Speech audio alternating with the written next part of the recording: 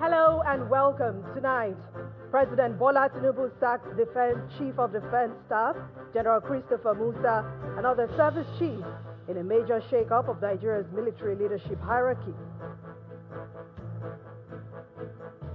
Court begins trial within trial to examine defendants' claims of coercion and intimidation in the ongoing case over the 2011 UN building bombing. Borno Governor Babagana Zulum says Boko Haram now uses drones for attacks, urges federal government to review and strengthen national air defense. Canadian Prime Minister Nnamdi Kanu says that Canada is ready to resume trade negotiations with the United States once Washington signals readiness. And on business, Financial Action Task Force removes Nigeria from global dirty money grey list after major reforms. On sports news tonight, Nigeria's Super Falcons defeat Benin Republic in the first leg of the 2026 Women Cup of Nations qualifying fixture in Lomé, Togo.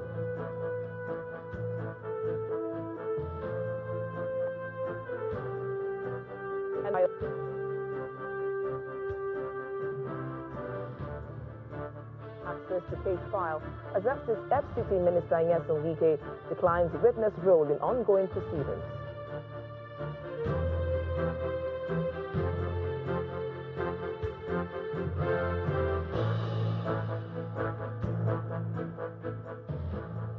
We begin tonight with the latest developments in Nigeria's security space. And in a bid to reinforce the architecture, President Bola Tinubu has carried out a sweeping reorganization of the nation's service chiefs. General Olufemi Oluyede becomes the new Chief of Defense Staff, succeeding General Christopher Musa. Major General Waidi Shuaibu assumes the role of Chief of Army Staff.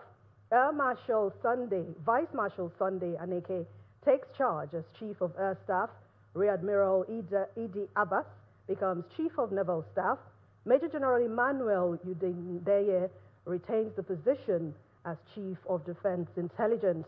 A statement from the Special Advisor to the President on Media and Public Communications, Sunday Dari, conveyed the President's appreciation to the outgoing service chiefs for their commitment and their leadership.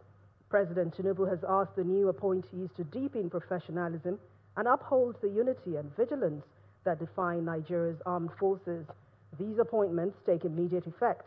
And today's development follows the National Economic Council's deliberations on key national issues, including security.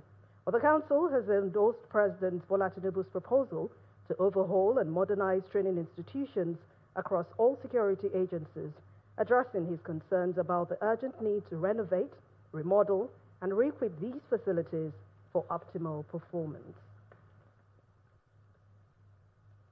And in a swift reaction to the reshuffle of the defense chiefs by President Bola Tinubu, the retired general of the Nigerian Army, General Anthony Atolagbe, believes that the changes were made based on very careful consideration of the strengths of the new service chiefs and that the military will be pleased with its decision.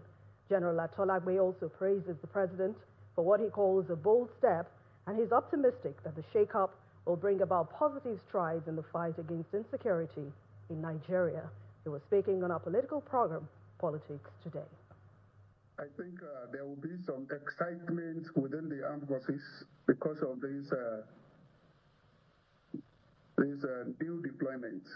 And the reason is very simple. This is in line with the harmonized terms and conditions of service, that service chiefs should spend 2 years and at the discretion of the president, perhaps maybe he can give some additional time. This is a bold step, a very bold one, and it's going to make the military to align properly with its, the procedures or the necessary steps that needs to be taken in the career progression of officers. When you allow officers to overstay, you dim the light on the head of the other ones that are behind. They fit appropriately to where they are right now. Both the CDS and the Chief of Army Staff are people who are coming from the theater and who are perhaps broadly aligned with the security situation within the country. So, to the best of my understanding, look at it, the Chief of Defense Staff is an infantry officer. The Chief of Army Staff is an armored officer. These aligns with proper military career steps that are being taken, not just bringing people to come and serve because of either lobbying and the rest of it. The National Economic Council has appointed the Governor of Enugu State, Peter Mba, as the chairman of the Committee for Overhauling the Training Institutions of Security Agencies across Nigeria. The council had endorsed President Bola Tinubu's proposal to overhaul security training facilities across the country at the NEC meeting this week. Governor Mba's appointment places him at the center of Nigeria's new push to strengthen the national security architecture through improved training facilities and conditions for personnel. While the Kaduna State Governor, Ubasani, who briefed journalists at the State House on this development, says that the governors are in support of the proposal. Mr. President raised serious concern about the condition generally of all the training institutions of the Nigerian police across the country. And of course, all the governors at the meeting agree that it is high time for all of us to collaborate with the federal government to address this very crisis, because we believe if we want to raise the morale of the police nationwide, we have to invest in their training institutions, which are highly dilapidated across the country.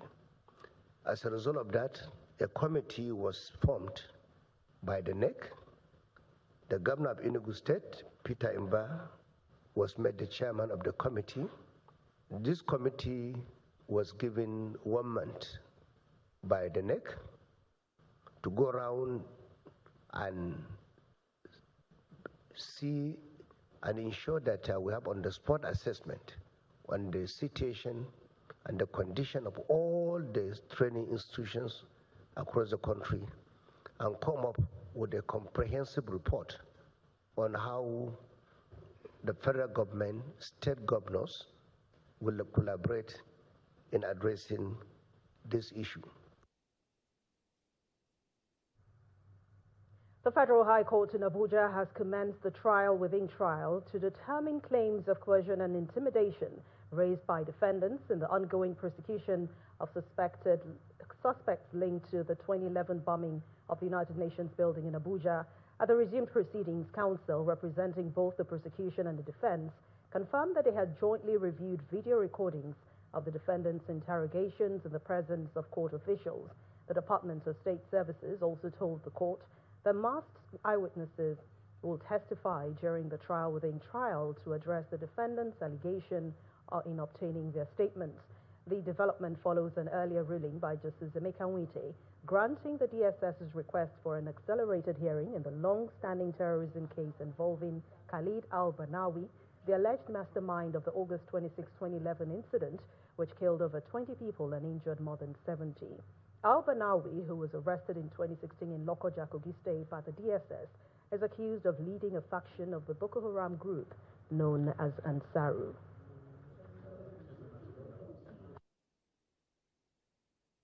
In the substantive trial, the prosecution wanted to tender in evidence the statements of the defendant, that's the extrajudicial statement of the defendant, and the defendant objected to the admissibility of those statements on the ground that the statements were not made voluntarily.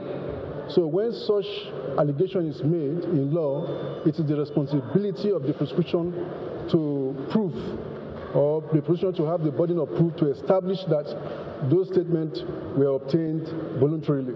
So by virtue of those objections, the court ordered for trial within trial, and in trying to establish that the Statements were obtained voluntarily. The prosecution already called 2 witnesses, PW2, and then the prosecution further called the 3rd witness, who is PW3. And the PW3 was the one that recorded the statement taken. So, by virtue of PW3, we were able to tender in evidence the DVDs, the video clips of the statements of the accused persons where they were writing their statements. So that's what we are going through, and we are doing that successfully, and that is the stage which we are presently in now. And Governor Babagana Zulum of Borno State has paid an on-the-spot assessment visit to Dikwa and Mafa to commiserate with the people after a coordinated attack on the communities. The insurgents' attack, which was targeted on the base military in the areas, burnt down some military vehicles, infrastructure, as well as some trucks loaded with food items belonging to the residents. The governor commended the security operatives in the area for working hard to reduce the impact of the attacks, while also calling for more action to prevent future occurrence. I want to commend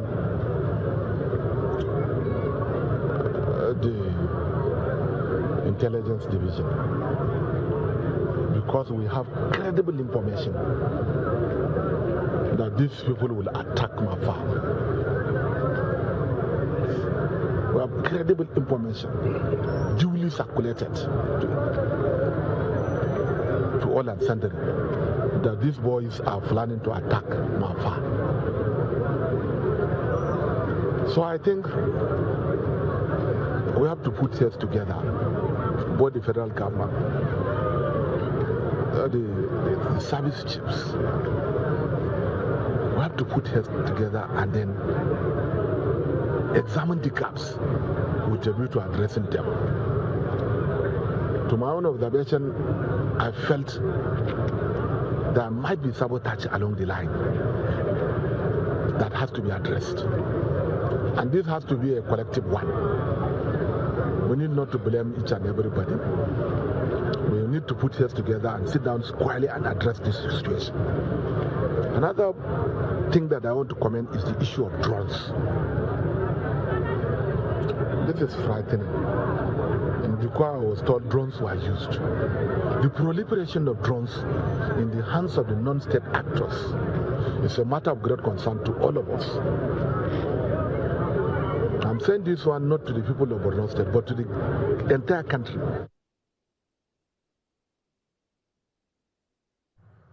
In part 2, after the break, National Emergency Management Agency confirms death toll from the petrol tank explosion in Kacha local government area of Niger State, as it has now risen to 45. Please join us again.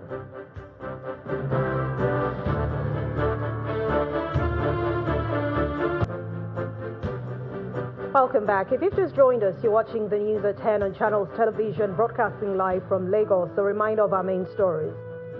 President Tinubu sacks Chief of Defense Staff General Christopher Musa and other service chiefs in a major shakeup of Nigeria's military leadership hierarchy. Court begins trial within trial to examine defendants' claims of coercion and intimidation in the ongoing case over the 2011 UN building bombing. Borno Governor Babagana Zulum says that Boko Haram now uses drones for attacks, urges the federal government to review and strengthen national air defense. And Canadian Prime Minister Mark Carney says that Canada is ready to resume trade negotiations with the United States once Washington signals readiness.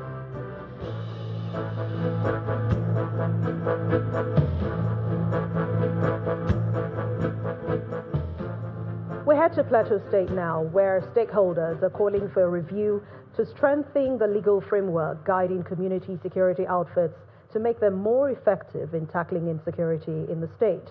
They made the call in Jos, the Plateau State capital, at an engagement organized under the Improving Community Security Initiative implemented by the Kuka Center. Our correspondent Percy Dabang reports.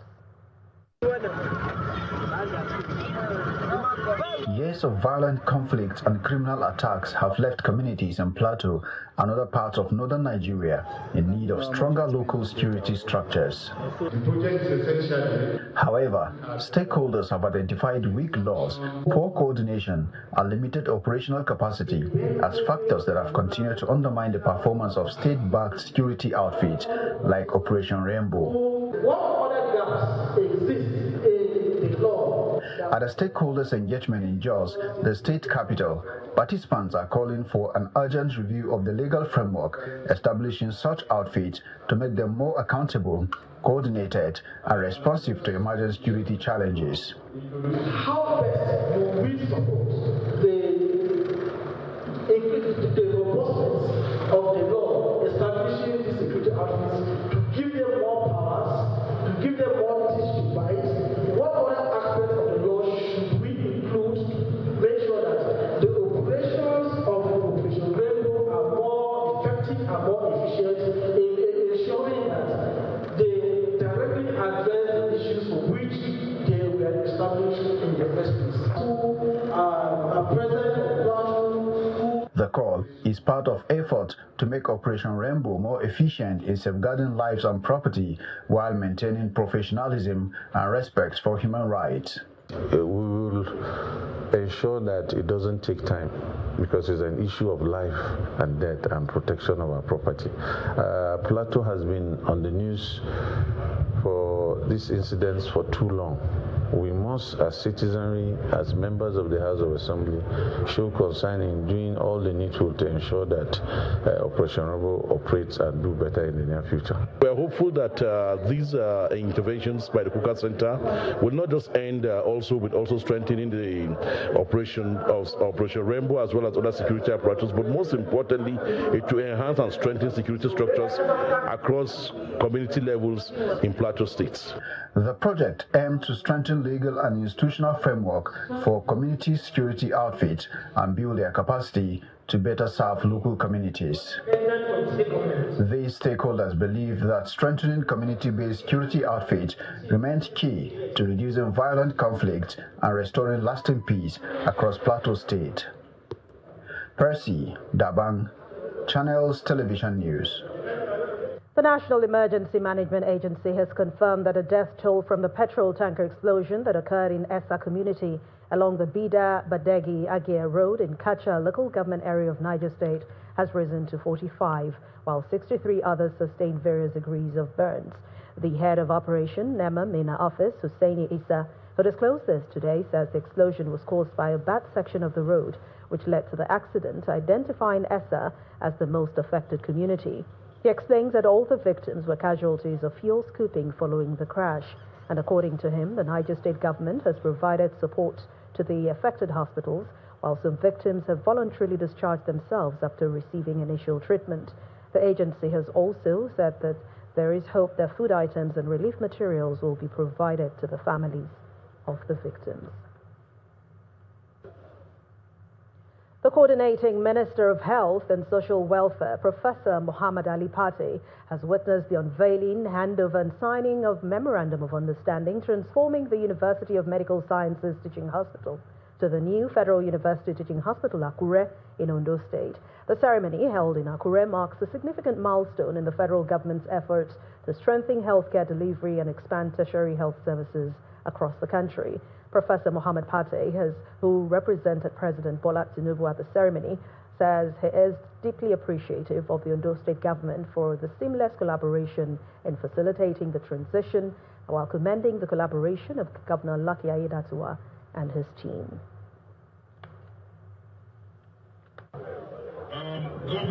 Akure Kingdom came alive as the Coordinating Minister of Health, Professor Muhammad Pate, is here to witness the signing of the Memorandum of Understanding converting the University of Medical Sciences Teaching Hospital to the new Federal University Teaching Hospital, Akure, Ondo State.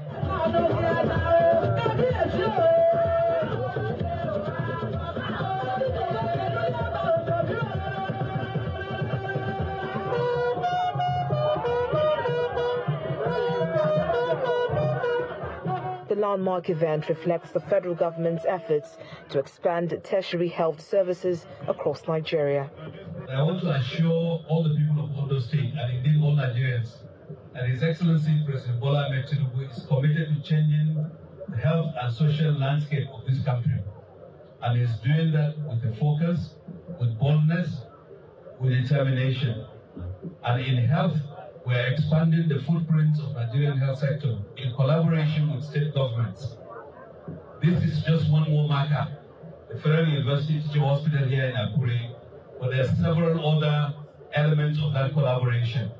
Expressing his gratitude for the gesture, the Deji of Akure, His Royal Majesty Oba Alade Toyimbo Alade Lucy, says the event is a promise fulfilled by President Bola Tinubu.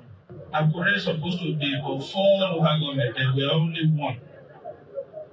No teaching hospital. Nothing. But Baba Tinubu said it's going to happen during his own time, and he made it happen. And it's happening. The highlight of the event is the conferment of a chieftaincy title of Okerediola of Akure Kingdom by the Deji of Akure on Professor Mohammed Pate. When I consulted with my chiefs back there, they said we should issue Akure Wondo of Akure Kingdom. So we are giving you a chieftaincy title, Akure Day of Akure Kingdom.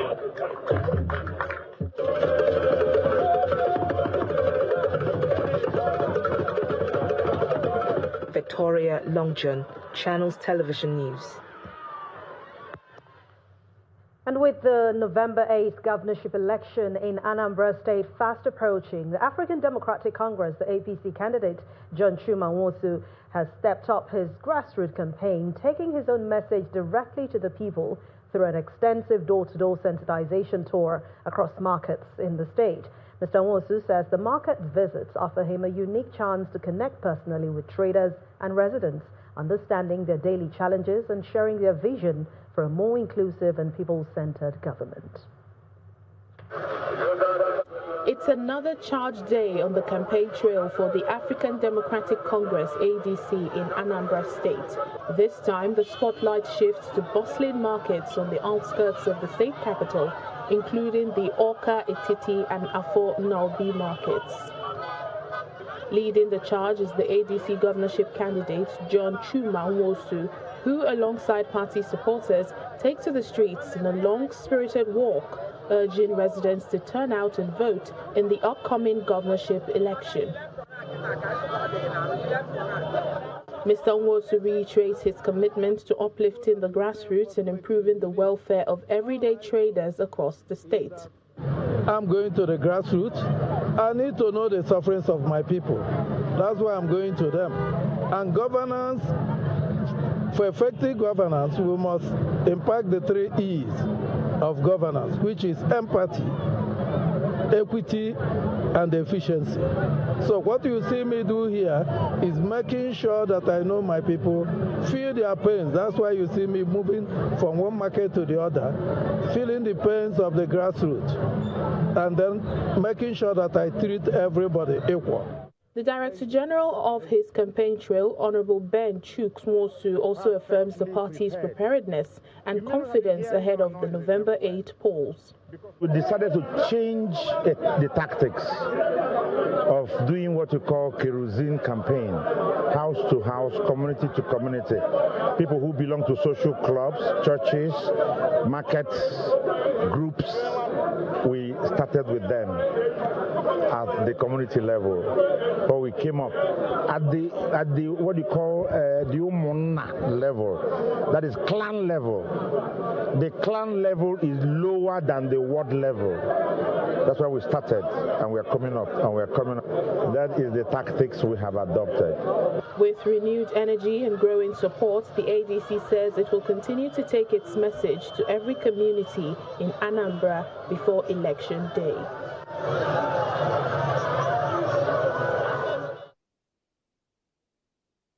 Still ahead on the news at 10, Financial Action Task Force removes Nigeria from global dirty money grey list after major reforms. And that's in business news. Please join us again.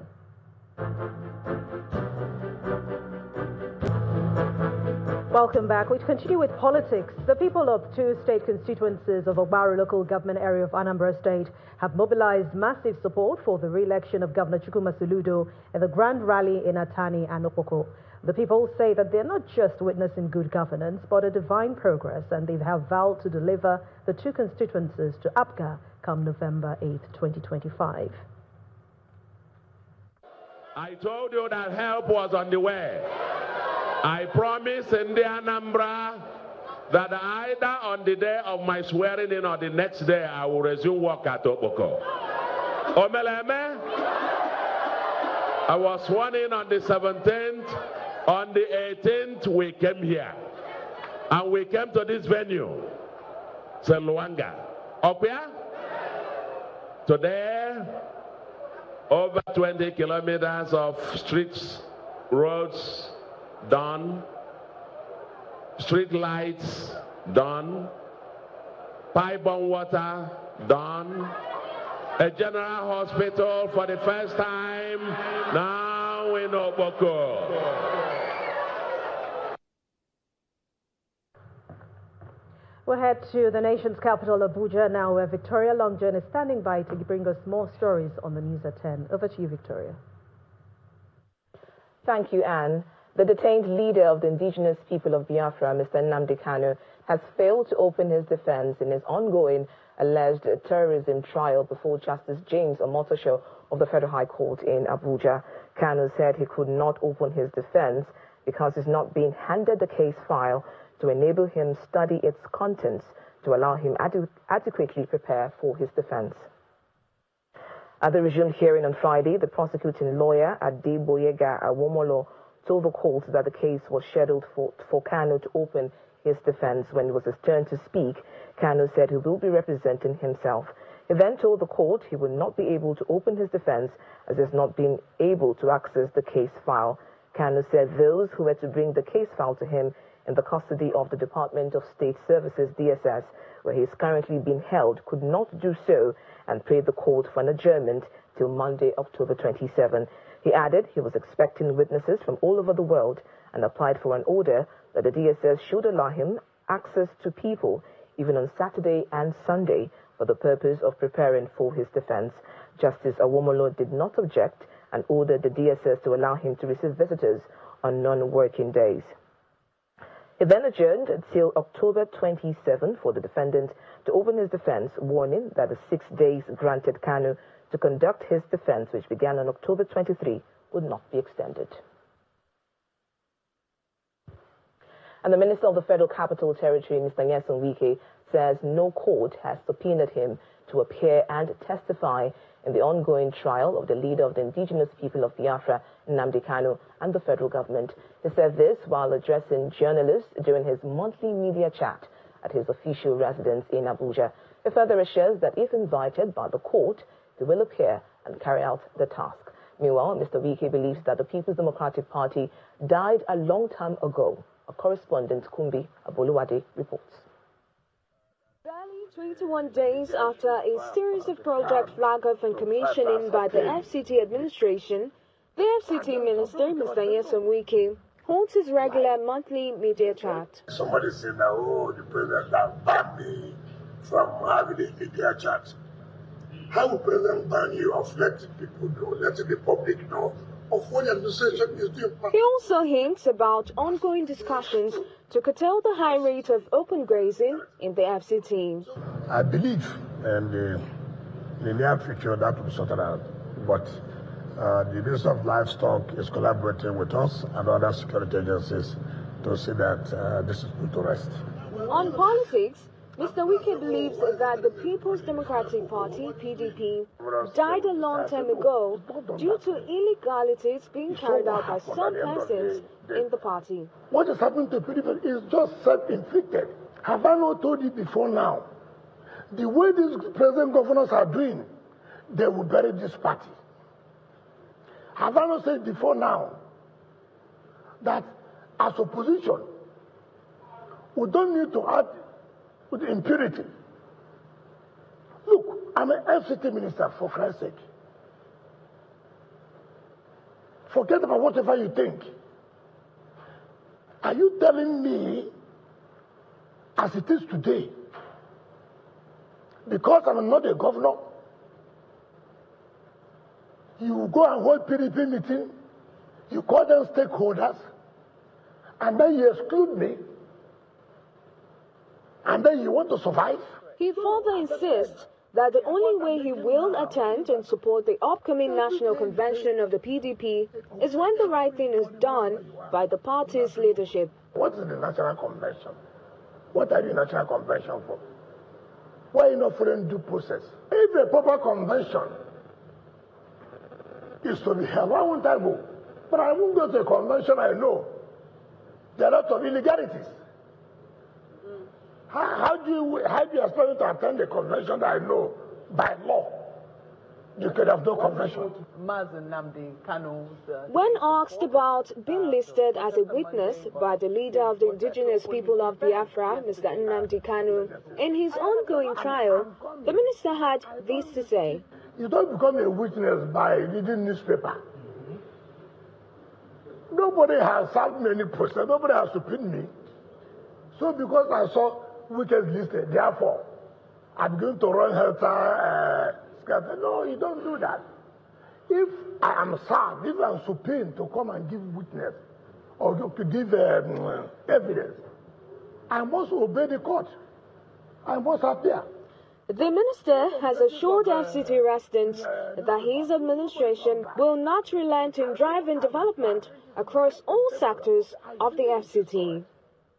From Abuja, Kumbi Aboluwade, Channels Television News.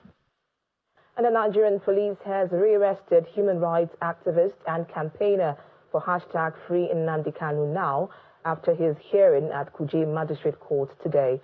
Showore and a former member of the legal team representing Mr. Nnamdi Kanu, his brother Prince Emmanuel Kanu, and 10 others were able to meet the bail conditions of 500,000 naira with 2 shorties residing in the FCT with valid means of identification and 3 years of tax clearance. But only Showore was picked and whisked away by the police to Kuje prison. Is expected to be arraigned on Monday, October 27, on another charge filed against him in relation to a defamatory statement against President Bola Tinubu. And that's it from Abuja. It's now back to Anne for the rest of the news at 10. Thank you very much, Victoria. To other stories now, discussions around energy security and decarbonization will take center stage when players in business, finance and sustainability gather right here in Lagos for the 2025 Private Sector Environmental, Social and Governance Forum. At a press briefing ahead of that event, members of the technical committee highlighted the urgent need to strengthen public-private partnerships in driving an energy transition model tailored to Africa's unique context, one that addresses energy poverty while promoting environmental responsibility and economic inclusion. Willing to support and make sure that this press conference is a prelude to the 2025 Private Sector Environmental, Social and Governance ESG Forum, one of Africa's most anticipated gatherings for sustainability and responsible business. Head of the Technical Committee of ESG Forum and BAT External Affairs Director, West and Central Africa, speaks on the significance of this year's theme, highlighting the forum's growing impact in promoting corporate responsibility, climate resilience and sustainable transformation across Africa's private sector. The decision of, in terms of the theme of the year, when we talk about energy security and decarbonization and how we want to move towards a more sustained, bridging the gap for a more sustained future across Africa. More importantly, the forum will garner ideas on straightening partnership between the private sector players and government to support conscious efforts of sustainability activities, including energy security and decarbonization. It helps people identify how they can raise financing for their businesses. We also ensure that they are aware that we have partners that can help small-scale businesses access microcredit to be able to access cleaner energy to finance their businesses. For us, it is definitely a thing of fulfillment to be working with people who would find us like minds, to promote things that we know will benefit the rural community especially, because agriculture and food is a major part of our portfolio as a group, and the source is in those communities. And when they are underserved and they are underdeveloped, you find people moving out of there into urban centers. The 2025 ESG Forum, scheduled for October 28th and 29th in Lagos, will feature high-level dialogues, expert masterclasses, and innovation showcases. We are sitting down at a roundtable where policies are being developed relating to ESG. That is, you have all stakeholders at the table harnessing what are the right policies that are needed to chart the pathway into the future for a sustained country. The event is supported by key partners including Stanbic IBTC Holdings, British American Tobacco Nigeria, Seplat Energy, Nigerian Bottling Company, and Tropical General Investments Group, all united in advancing Africa's sustainability agenda.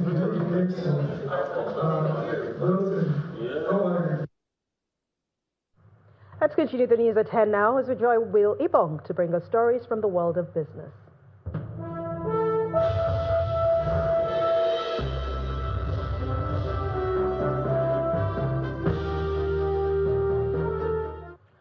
Thank you, Anne. Nigeria has been officially removed from the Financial Action Task Force FATF grey list, the global watch list for countries under scrutiny for money laundering and terrorist financing. Mozambique, Burkina Faso, and South Africa were also delisted after meeting key reform benchmarks. FATF President Elisa Deanda Madrazo congratulated Nigeria, praising its strong political will and interagency collaboration under President Bola Tinubu. Speaking at the FATF plenary in Paris, she said Nigeria had fully addressed its action plan through major policy reforms and stronger coordination among agencies. The president notes that the presence of 3 Nigerian ministers at the plenary showed the country's commitment to tackling financial crimes. Nigeria's finance minister, Wale Edun, said that the listing reaffirms confidence in Nigeria's economy and financial systems, while analysts say it will boost investor sentiment and strengthen the country's global financial credibility. Now, speaking of lists, Africa's richest man, Aliko Dangote, has seen his net worth climb to $30.2 billion, and this is according to the latest data tracked by the Bloomberg Billionaires Index. The figure marks an increase of $89.2 million in his wealth within the last 24 hours, strengthening his position as the 75th richest person in the world. It also reflects an increase of $2.25 billion yet to date, which is supported by gains in his cement, oil, and fertilizer businesses. Mr. Dangote's fortune is tied primarily to his Lagos-based conglomerate, the Dangote Group, which holds stakes in multiple listed and private companies across Nigeria's industrial and consumer sectors.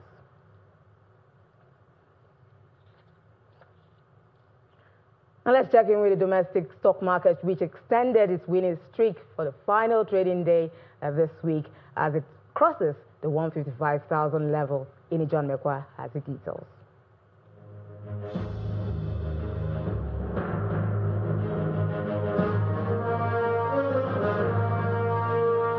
Good evening, everyone. Welcome to the Stock Market Report. It's been a profitable week for investors at the NGX, and the final trading day of the week is not different. Dangote Cement has been a major contributor to a profit made this week. Today, we see that it's gained 2 naira 80 kobo to close at 665 naira, but it's not alone in driving this. There are others in the sector that have also contributed to that, but not banking. We've seen about 3 sessions for this week, banking ending in the red. There's a lot of profit taken, especially in the big guys. First Holco, GTCO, UBA, and Zenith Bank. So we see that counter down more than 0.5%. But consumer goods is on the gaining side, and it's Dangote again. This time it's Dangote Sugar. Nigerian breweries also contributed, but mainly Dangote Sugar, almost 1% for that counter. Aradel also has been very good to investors for this week. And so the counter, as the oil and gas counter, almost 3% in the green. That's a lot of money that investors have made, 733 billion naira. That's what was added to the market cap. we're looking for, when we'll get to that 100 trillion naira, I'll certainly celebrate that. All share closed very, very positive today at 0.75%. So it's going to be a pleasant week for a lot of investors because we heard the sound of the bull.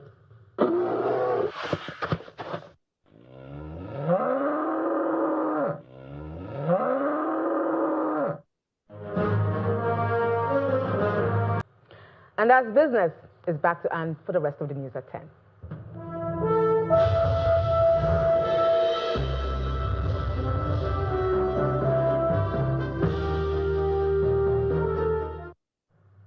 Thank you, Will. Let's now take more stories outside our shores. Here's Simon Tuesday with more international news and around the world in 5.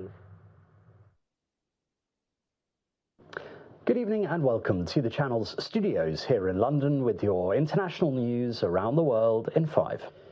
US President Donald Trump has announced an immediate end to all trade negotiations with Canada over an advert critical of the tariffs he had imposed on the nation. When someone says, let's impose tariffs on foreign imports, it looks like they're doing the patriotic thing by protecting American products and jobs. The advert, sponsored by the government of Canada's province of Ontario, quoted Trump's predecessor Ronald Reagan, an icon of US conservatism, saying tariffs hurt every American. Trump wrote on social media that the advert was fake and egregious, adding that trade talks were hereby terminated. His administration has imposed a 35% levy on many Canadian imports, as well as individual tariffs targeting particular industries like car and steel manufacturing. Ontario has been particularly hard hit by those tariffs.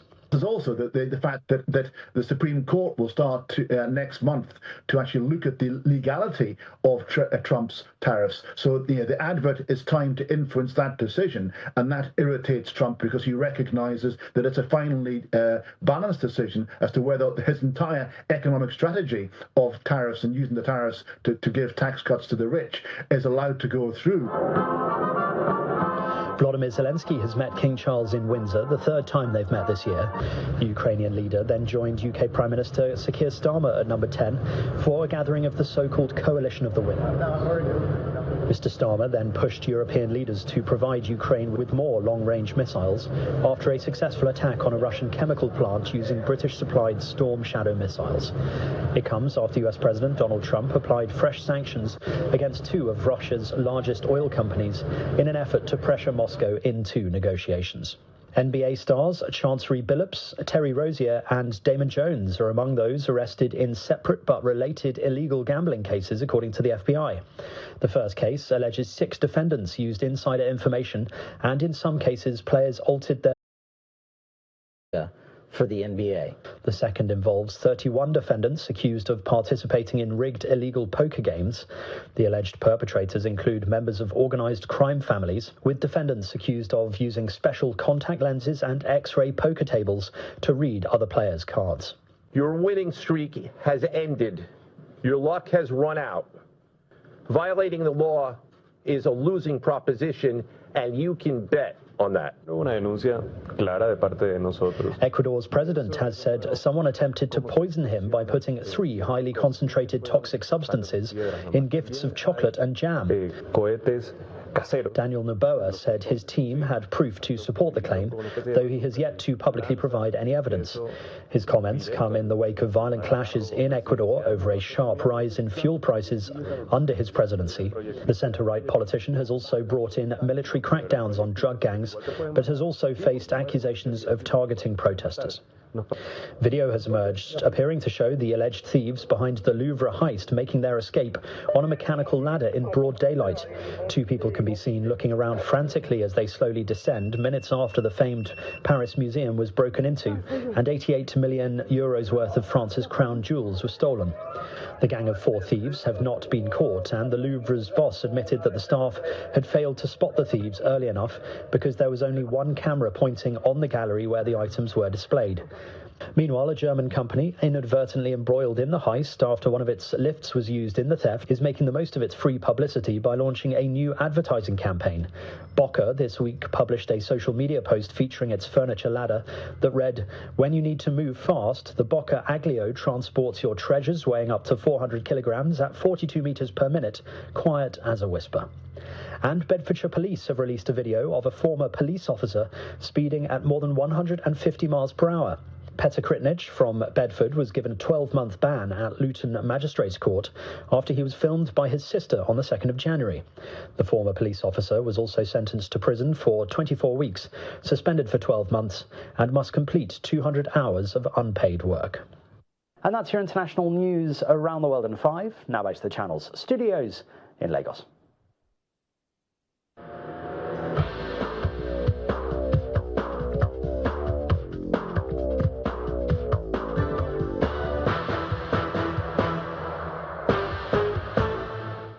Many thanks, Simon. In the world of sports, 10-time Women's African Cup of Nations champion Super Falcons of Nigeria close to securing qualification for next year's tournament in Morocco. The women's senior national team this evening defeated their Benin Republic counterparts 2-0 in the first leg of their qualifying fixture in Lomé, Togo. Forwards Chiwendu Ihezu and Esther Okoronkwo scored first-half goals to give the reigning African champions the advantage ahead of the return leg build for the MK Abiola Sports Complex Abeokuta on Tuesday. Let's turn to cup football now. Manchester City boss Pep Guardiola has admitted that a trip to Aston Villa is one of the most difficult away fixtures his side will face all season. Villa have lost just one of their last 26 home matches in all competitions, a defeat to Crystal Palace at the end of August, and have also won their last 2 home league games against City. Hopefully it will be different next Sunday. No need to talk. The admiration I have for Unai is so high. He's incredibly consistent and well prepared and so smart. So it's really good. Aston Villa, I know they are not in the Champions League that season for 1 point or for, I think the last year, the last 9 games, won 8 and lose the last one against in Old Trafford. So for me, it's a team of Champions League. Last season, Champions League created a lot of problems. Afterwards, the champion of the Champions League, PSG. So well organized and quality, and have everything. One of the toughest away games we have in the season. Well, from Pep to this man here, Mikel Arteta, the manager says Arsenal's set-piece prize has been a decade in the making. The Gunners have scored 10 goals via set pieces in the Premier League this season, the earliest in a campaign any side has reached double figures for such goals in the history of the competition. First of all, creating the culture, giving to that part of the game the importance that it has, understanding that again football is evolving and the opponents are behaving against us, that we have to maximize certain things that happen very frequently. So something that happens very frequently better has a lot of value to us, so trying to maximize that and be effective. 10 years ago I said, I think it has to be, I wasn't here, but 10 years ago I said it's a massive thing to do that, and I started to have a vision and try to implement a method and try to be surrounded by the best people to deliver that. And that's your Sports News tonight. I'm Kelly. Thank you guys. Back to Anne.